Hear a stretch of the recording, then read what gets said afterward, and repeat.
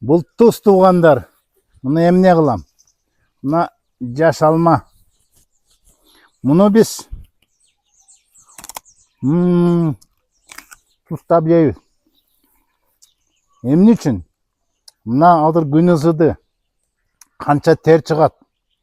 Биз деген спорт менен машыгабыз, басабыз, сууну көп ичебиз. Сууну ичкенде разложение эритроцитов деп коет. Ал бөлүнүп чыгат. Обезвоживание башталат. Организмде минералдар жок болот. Натрий хлор жок болот. Ошон үчүн оорулар көп пайда болот.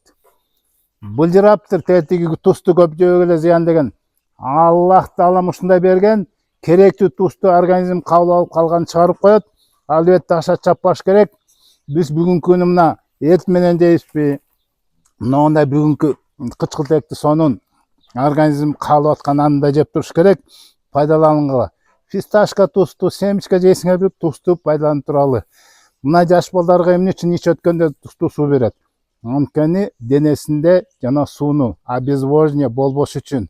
Обезвоживание өлүмгө чейин апарып салат. Ассаламу алейкум.